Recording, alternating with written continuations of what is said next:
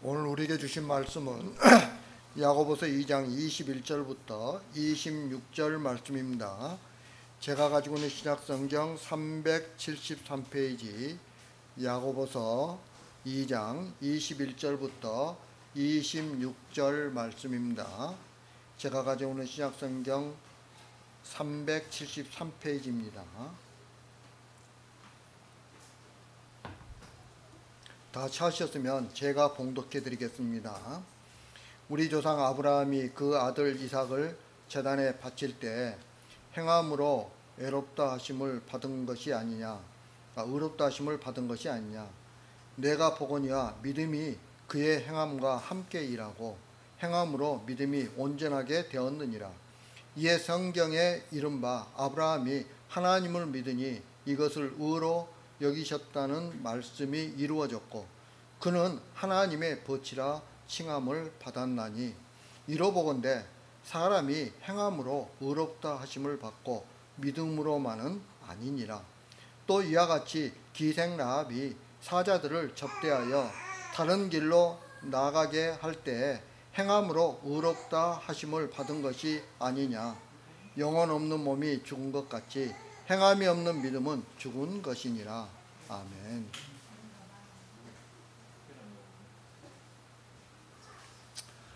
우리가 예수 그리스도를 믿는 성도라면 우리는 종말론적 신앙을 가지고 있어야 하는 거죠. 그래서 마지막 때 우리를 구원에 이르게 하는 믿음을 가지고 살아가야 하는 거예요. 야고보는 지금 우리에게 이런 믿음을 가지라고 말하고 있죠. 그리고 그런 믿음은 행함이 있는 믿음인 거죠. 문제는 야고보가 말하는 행함과 우리가 생각하는 행함 사이에는 차이가 있다는 거예요. 사람들이 생각하는 행함은 기도하고 전도하고 예배에 참여하는 것과 같은 믿음의 행위를 말하고 있죠. 중요한 것은 이런 행함으로 인해 우리의 믿음이 완벽해지는 것이 아니라는 거예요. 왜냐하면 우리의 행함은 믿음의 증거물도 열매도 될 수가 없기 때문에 그렇습니다. 마태복음 7장에 보면 마지막 때에 많은 사람이 예수님께 찾아와서 이렇게 이야기를 하죠. 우리가 주의 이름으로 예언을 하고 주의 이름으로 귀신을 쫓아내고 주의 이름으로 많은 기적을 베풀지 않았습니까? 라고 이렇게 예수님께 말합니다. 그들이 예수님의 이름으로 무엇을 했다고 한다면 그것은 예수님의 힘을 빌어서 행한 것이 되는 거죠. 다시 말하면 예수님의 권능을 의지해서 그 일을 행한 것이 되는 거예요. 그러므로 모든 영광은 예수님께 돌려야 하는 거죠. 그러나 그들은 믿음의 열매도 없이 예수님의 이름만 빌어 기이한 일을 행하고 그 영광은 자신들이 가로챘다는 것을 우리가 성경 말씀을 통해서 알 수 있어요. 왜냐하면 예수님께서 그들에게 뭐라고 말씀하십니까? 나는 너희를 모른다. 악한 일을 행한 자들아. 라고 이렇게 예수님께서 말씀하고 있기 때문에 그래요. 이처럼 눈에 보이는 모든 것을 부인하는 것이 믿음이에요. 그래서 눈에 보이는 행함을 믿음의 증거물로 내놓는다면 그것이 곧 믿음에서 떠나 있다는 것을 알아야 하는 거죠. 나는 다른 사람보다 성경을 더 많이 읽는데, 나는 다른 사람보다 전도를 더 많이 하는데, 나는 다른 사람보다 더욱더 믿음의 기도를 많이 하는데 라고 이렇게 행하는 걸 가지고 자꾸 다른 사람들과 비교하지 말라는 거예요. 예. 그런데 또한 분명한 것은 믿음은 행함으로 말미암아 증거가 된다는 사실이죠. 이런 이유로 무조건 행함을 또 거부해서는 안 되는 거죠. 다만 야고보가 말하는 행함이 무엇인가를 알고 그 행함으로 우리의 행함을 부인하는 것이 필요하다는 거예요. 그러면 오늘 말씀이 우리에게 주는 교훈이 무엇인지 우리가 한번 알아보도록 하겠습니다. 야고보는 아브라함이 의롭다고 여김받은 행함은 아들 이삭을 제단에 바친 것이라고 말합니다. 여러분 21절 말씀 한번 읽겠습니다. 21절 말씀 다 같이 시작. 우리 조상 아브라함이 그 아들 이삭을 제단에 바칠 때 행함으로 의롭다 하심을 받은 것이 아니냐. 아멘. 사도 바울은 믿음으로 의롭다함을 받았다고 주장한 근거로 아브라함이 여호와를 믿으니 여호와께서 이를 그의 의로 여기시고라는 창세기 15장 6절 말씀을 사용하고 있어요.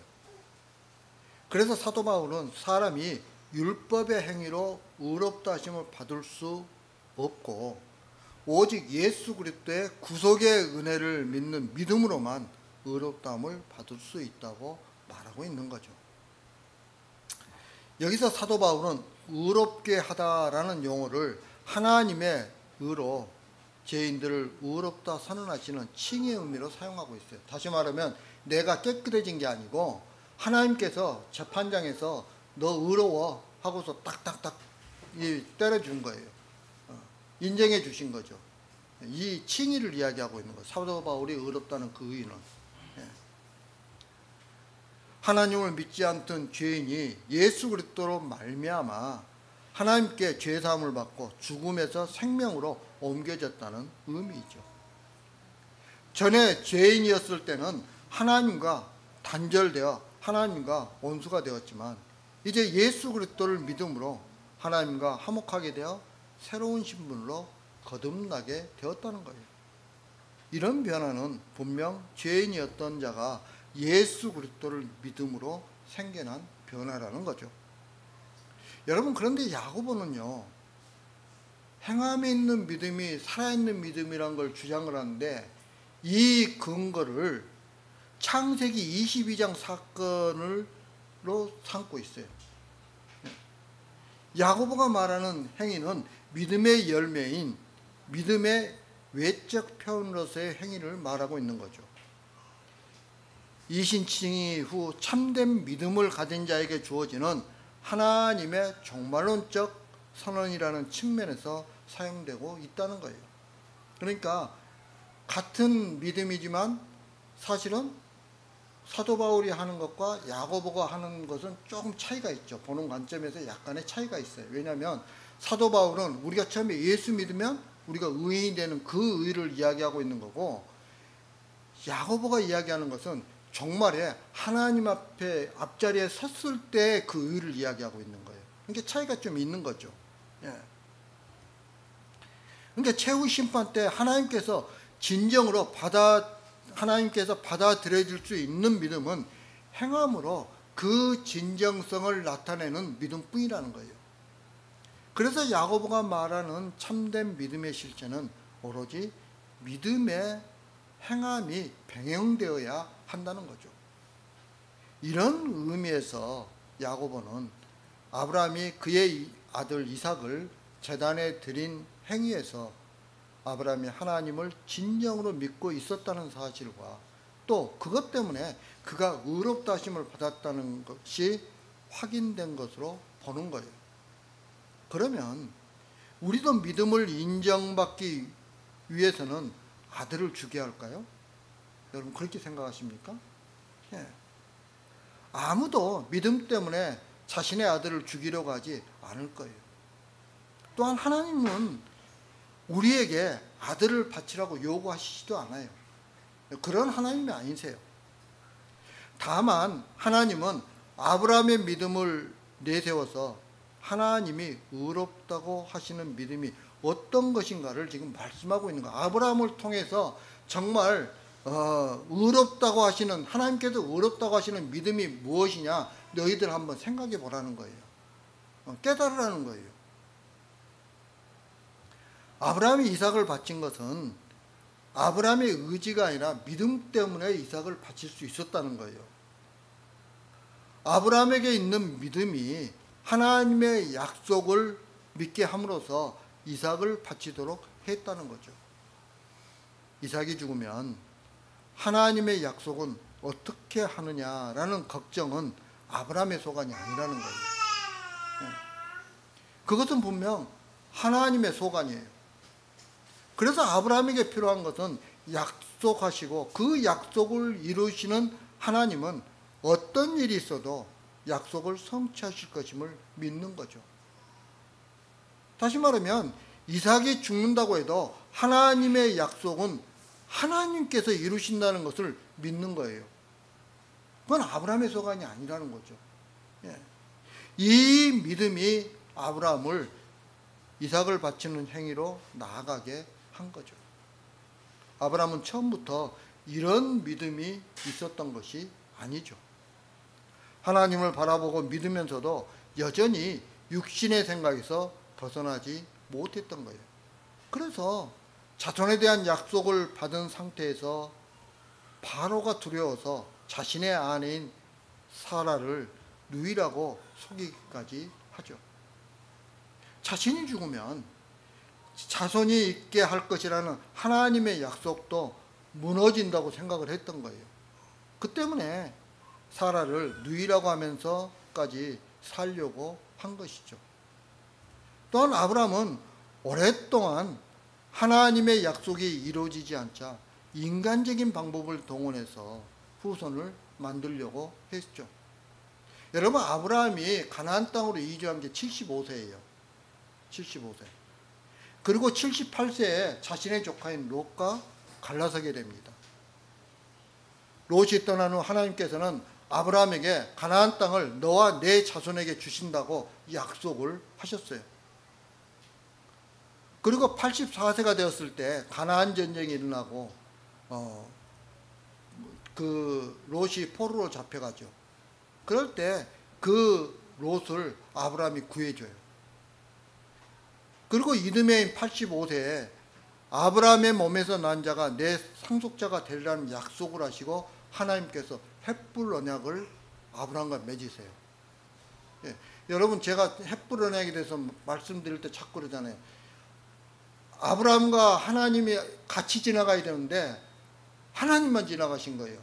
그러니까 하나님께서 아브라함에게 해준 이 약속이 이루어지지 않으면 하나님이 그 짐승같이 둘로 쪼개 죽으시겠다는 거예요. 그건 있을 수 없는 일이죠. 그러니까 반드시 이루어 주시겠다는 약속을 갖다 확인해 주신 거예요.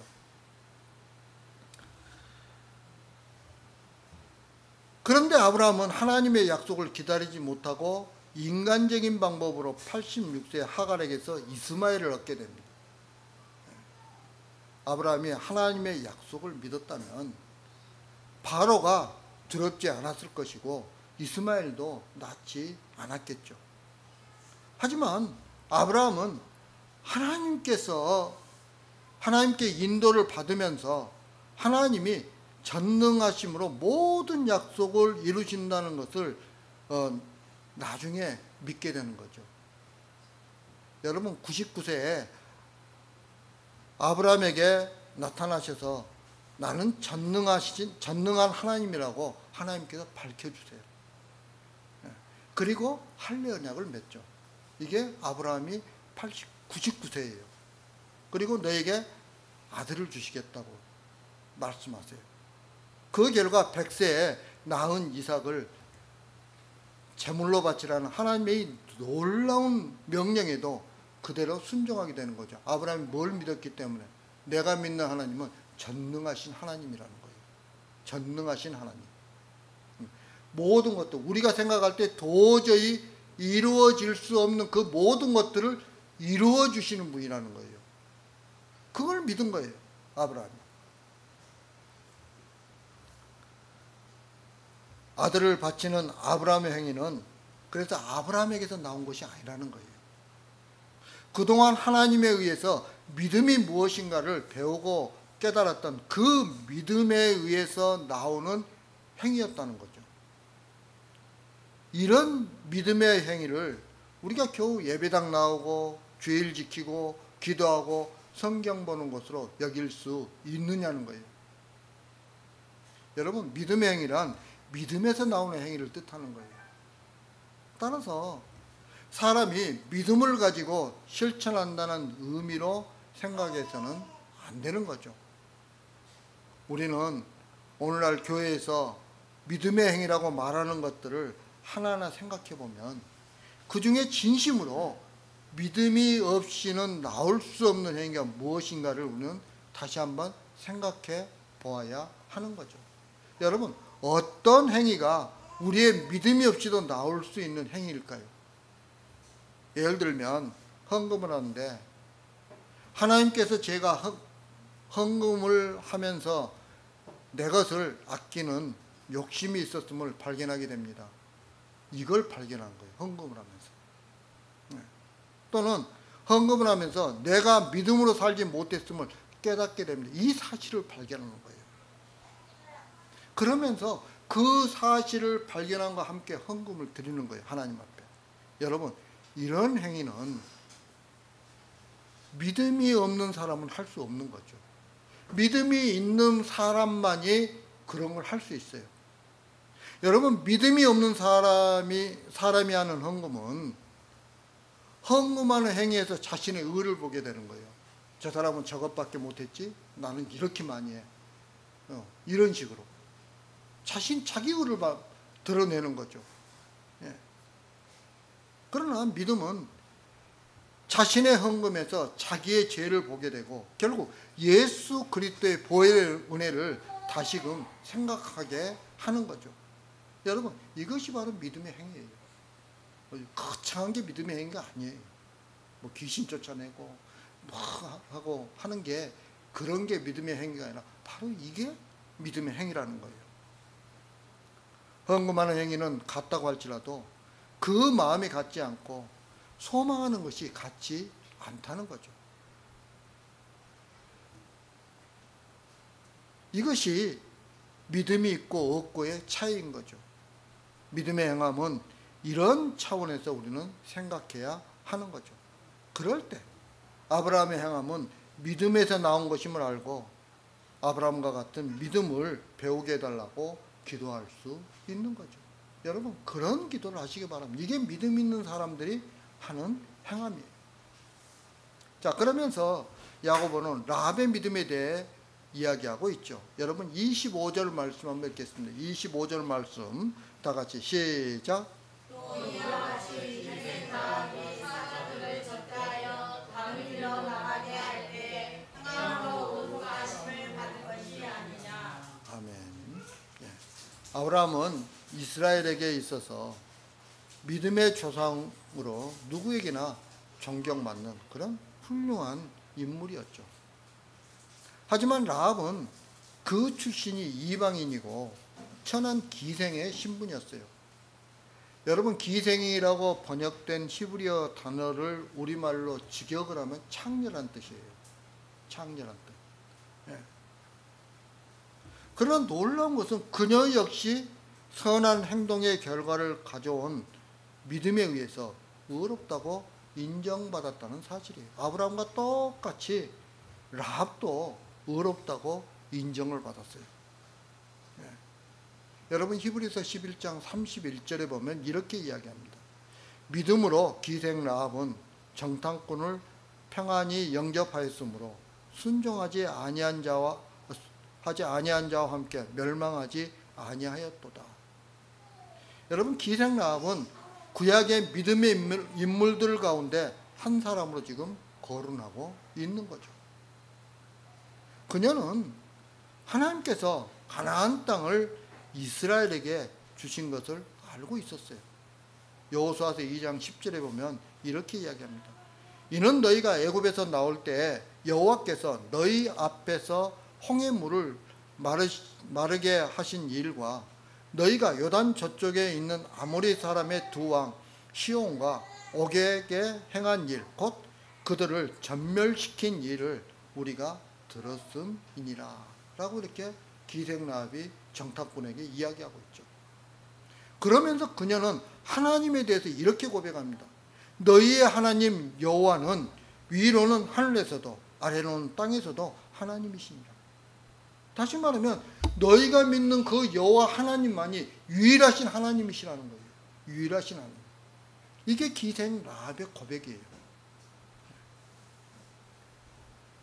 그뿐 아니라 이런 그녀의 행위는 믿음의 결과로 결국 그녀와 그녀의 가족은 여리고성이 멸망할 때 함께 멸망당하지 않고 하나님께 구원받게 되는 거죠. 여기서 우리가 알 수 있는 것은 하나님을 믿는 믿음이 자신의 생존까지 염두에 두지 않게 된다는 거예요. 우리가 믿음이 있으면 죽음도 두렵지 않게 된다는 거예요.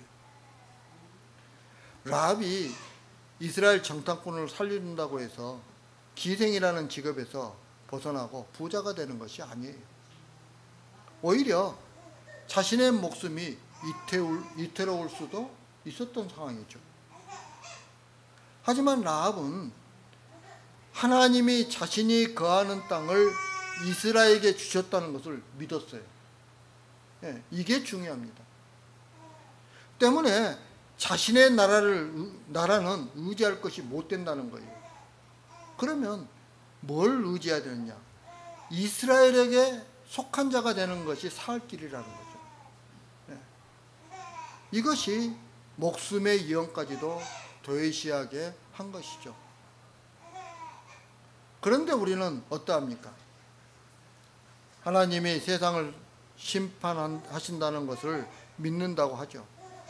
그러면서 내가 몸담고 있는 세상을 의지하고 세상에 소망을 두고 사는 경우가 대부분이죠. 문제는 그렇게 사는 것은 믿음의 행함이 아니라는 거예요. 여러분 자꾸 세상만 보면 어떻습니까? 근심 걱정밖에 더 있겠습니까? 다른 사람들과 자꾸 비교하는 것밖에 더 있겠습니까?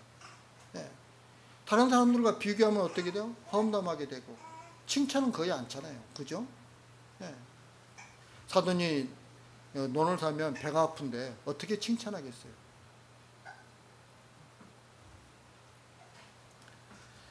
여러분 믿음의 성도로 하여금 그의 나라와 그의 의만 소망하고 믿게 해요. 믿음이라는 것이요. 그런 믿음은 성도로 하여금 그 믿는 대로 살아가게 하는 거예요. 그러니까 우리에게 정말 믿음이 있다고 한다면 우리는 이 세상을 바라보는 것이 아니고 하나님의 나라와 하나님의 의만 소망하면서 살아가는 거예요. 이 땅에서. 여러분 이것이 바로 살아있는 믿음이에요. 죽은 믿음은 생명력이 없어요. 아무리 그 사람이 사람들 보기에 믿음이 좋은 것 같지만 죽은 믿음은요 생명력이 없어요. 그러니까 교회에 그렇게 오랫동안 다니고 교회 앞에서 찬양 인도하고 그렇게 해놓고도 신천지에 빠져들죠. 쉽게 넘어가 분별력이 없어지는 거예요. 믿음이 없기 때문에. 그래서 신앙에 대해서 말은 많은데 삶 속에 믿음이 보이지 않는 거죠. 천국을 말하지만 세상에 소망을 두는 자로 살아가게 되는 거예요. 그런 사람이 아무리 기도하고 성경을 묵상한다 해도 그런 것은 모두 믿음과 상관없는 것일 뿐이죠. 왜 그럴까요? 자기 생각대로 성경을 판단하니까. 자기의 유리한 성경 구절만 가지고 암송하고 좋아하고 그러는 거죠. 절대 그것은 하나님께서 그대로 이루어주지 않으세요. 그러면 왜 천국을 말하면서 교회에 사람들이 관심을 둘까요? 교회가 커지고 성장하는 것에 목매달고 살아가는 것은 그들의 믿음이 죽은 믿음이기 때문에 그런 거예요. 예수 그리스도로 만족하는 믿음이 아니기 때문에 그래요. 그래서 내가 이만큼 큰 교회 다닌다고 그러고 내가 우리 목사님 설교 이렇게 잘한다고 그러고 막 그러는 거예요. 그게 무슨 자랑입니까? 여러분 우리는 예수 그리스도가 나의 안에 내 마음 가운데 있음을 자랑하는 거죠. 내가 정말 죽을 수밖에 없는 존재인데 그런 나를 우리 주님이 십자가에서 돌아가시면서 그 보혈의 피로 나를 깨끗이 씻어주셔서 그 은혜로 내가 지금 살고 있다는 이걸 자랑해야 되는 거죠. 이게 믿음이에요. 이게. 근데 그렇지 못하는 거죠. 그러다 보니까 자꾸 자기 만족을 얻기 위해서 발버둥 치는 거예요. 이런 이유로 성도가 자신의 믿음을 보고 싶으면 자신이 한 말을 보지 말고 자신의 삶을 한번 가만히 생각해 보라는 거예요. 과연 나의 삶 속에 믿음의 행위가 있냐는 거예요. 나의 삶 속에. 내가 정말 나의 삶 가운데서 하나님의 은혜를 기억하고 감사하며 기뻐하며 그 은혜로 인해서 살아가고 있느냐는 거예요.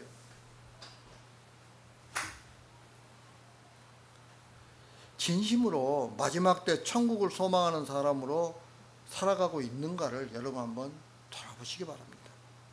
만약 땅의 것을 포기하지 못하고 여전히 땅의 것을 소중히 여기며 산다면 그의 마음에는 사람을 부자와 가난한 사람으로 구분하게 되는 거죠. 믿음이 없으므로 이런 차별과 구별이 나오는 거죠. 나보다 더 지식이 많은 사람, 지식이 없는 사람, 나보다 더 돈이 많은 사람, 없는 사람, 이렇게 구분하는 거죠.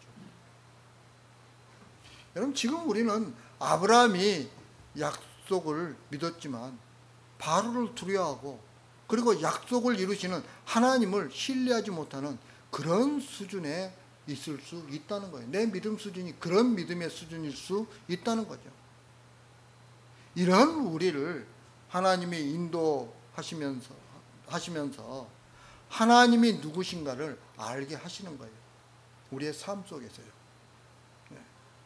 우리를 인도하시는 하나님이 전능하신 하나님이라는 사실을 알게 된다면 하나님이 모든 것을 이루신다는 것을 믿고 신뢰할 수 있는 거죠. 아브라함과 이삭과 야곱을 인도하신 전능하신 하나님이 우리 또한 이끌어 가세요. 이 사실을 기억하고 전능하신 하나님께 이끌려 살아가는 참된 믿음의 소유자가 되어야 하는 거죠. 여러분, 성도가 전능하신 하나님을 믿고 신뢰한다면 무엇인가를 하라고 하는 것이 아니에요. 무엇인가를 하게 하시는 그 하나님을 믿으며 살아가라는 거예요. 아브라함처럼 하라는 것이 아니라 아브라함처럼 하게 하시는 믿음을 구하며 살라는 거예요. 사도 바울처럼 행하라는 것이 아니라 사도 바울에게 행함이 있게 하신 그 믿음을 구하면서 살라는 거예요. 믿음의 행함이 무엇인가를 알고 나의 행함이 아닌 믿음에 의한 행함으로 믿음을 증거하는 성도의 길을 소망하며 살아가는 그 사람이 진정한 성도라는 것을 우리는 깨달아야 한다는 거예요. 많은 일을 한 사람이 진정한 성도가 아니고요. 믿음에 의한 행함으로 그 일을 행하는 자가 진정한 성도인 거죠. 이제 말씀을 마치고 갑니다. 사랑하는 성도 여러분, 우리가 참 성도라면 믿음에 서서 죄인된 우리에게 부어진 하나님의 은혜와 사랑을 깨달아야 하는 거죠. 그러면 그 은혜와 사랑의 분량은 우리로 하여금 어떤 길에서도 두려움 없이 가게 하는 거예요. 그래서 우리는 세상 사람들이 가는 문은 크고 넓은 길이 아니라 문은 작고 매우 좁은 생명으로 인도하는 길을 갈 수 있다는 거예요. 어떻게 해요? 감사함으로, 기쁨으로 그 길을 갈 수가 있는 거예요. 따라서 이런 믿음을 구하면서 그리스도의 은혜에 더욱 깊이 빠져드는 저와 여러분들이 되길 주님의 이름으로 축복합니다. 다 같이 기도드리겠습니다. 사랑과 은혜가 풍성하신 아버지 하나님, 부족한 저희들 사랑해 주신 감사합니다. 저희들이 이 땅에 살아갈 때 행함 있는 믿음을 가지고 살아갈 수 있도록 인도하여 주옵소서. 그래서 믿음의 행함을 통해서 하나님의 은혜를 깨닫고 하나님의 사랑을 깨닫고 그리고 그 사랑, 은혜와 사랑을 다른 사람들에게 전하는 주님의 귀한 백성들 되게 하여 주옵소서. 예수님 이름으로 기도합니다. 아멘.